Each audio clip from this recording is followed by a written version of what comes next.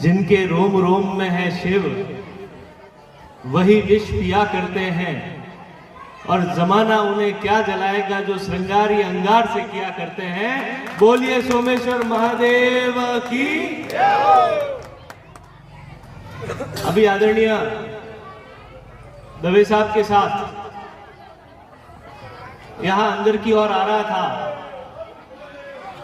तो भव्य मंदिर दिखाई दिया जिनमें साक्षात ठाकुर जी विराजमान है, हमारे आराध्य महादेव विराजमान है, माताएं बैठी है, माताएं मंगल गीत गा रही है, बड़े बुजुर्ग जो बैठे हैं वह उत्सव मना रहे हैं। तो मुझे ऐसा प्रतीत हुआ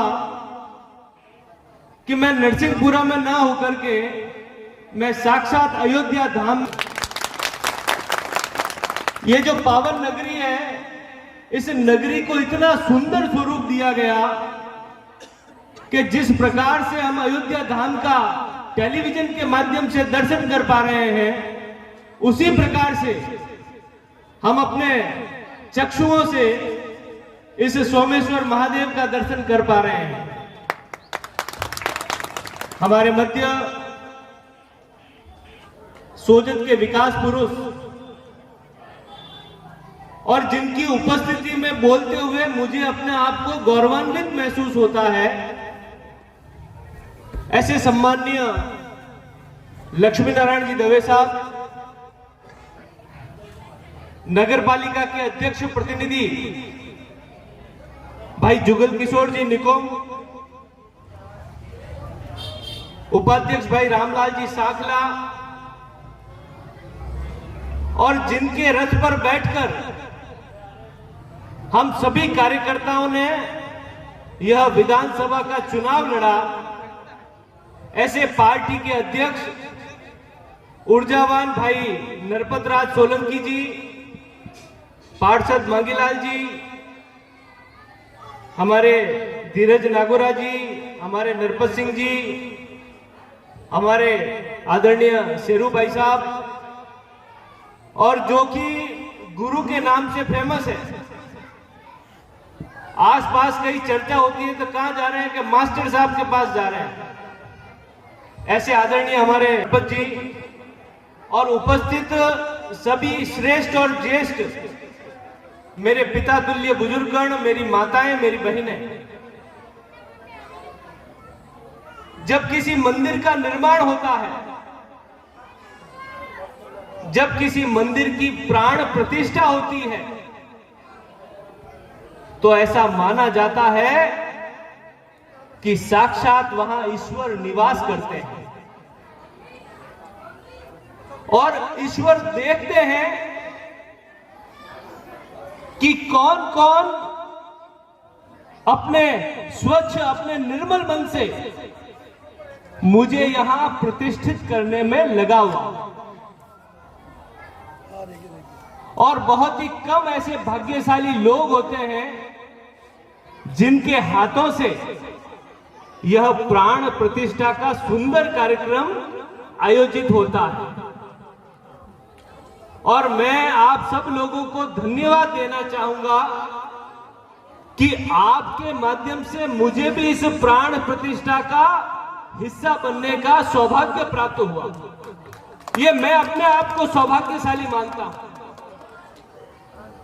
अभी जुगल किशोर जी निकुम बता रहे थे और आपके वार्ड के ही आदरणीय नरपत सिंह जी दैया बैठे बैठे कह रहे थे कि साहब 90 नहीं, हमारे को तो 100 पट्टे मिल चुके हैं। राम राज्य किसे कहा जाता है? राम राज्य उसे कहा जाता है कि घर में बैठा हुआ हर परिवार अपनी आत्मा के साथ आशीष दे कि हे राम, हमारे परिवार को इसी प्रकार से प्रसन्न रखे। और प्रसन्नता कब होती है? जब क्षेत्र का विकास होता है। और क्षेत्र के विकास में जो सोजत का रथ चला था, सम्माननीय दवे साहब जिस रथ को लेकर के चले थे, एक भी गली, एक भी मोहल्ला ऐसा नहीं बचा जहां पर विकास नहीं हुआ। बड़े बुजुर्ग विराजमान हैं, मैं अगर बात जो कह रहा हूं उससे आप सहमत हैं तो आदरणीय दवे साहब जोरदार तालियां बजा करके इनका स्वागत करें, इनका सम्मान करें। और उसी रथ को आगे अनवरत रूप से चलाते हुए भाई जुगल किशोर जी निकुम न जाति देखते हैं, न धर्म देखते हैं, न गली देखते हैं, न मोहल्ला देखते हैं। जो नगर पालिका में जाता है, इनसे मिलता है, उसका काम होना निश्चित रूप से तय माना जाता है। और आज इस सोमेश्वर महादेव में महादेव की तो असीम कृपा है। प्रातः जब उठते हैं तो दोनों हाथ को इकट्ठा करके हम ये कहते हैं कि कराग्रे वस्ते लक्ष्मी, कर मध्य सरस्वती, कर मूले तो गोविंदा, प्रभाते कर दर्शनम। और फिर हम धरती माता को प्रणाम करते हैं। ये हमारे संस्कार है, ये सनातन धर्म के संस्कार है। और सनातन धर्म हमें सिखाता है कि हमारे आसपास यदि कोई भी मंदिर हो तो उस मंदिर की स्वच्छता, उस मंदिर का रख रखाव की जिम्मेदारी हमारी है।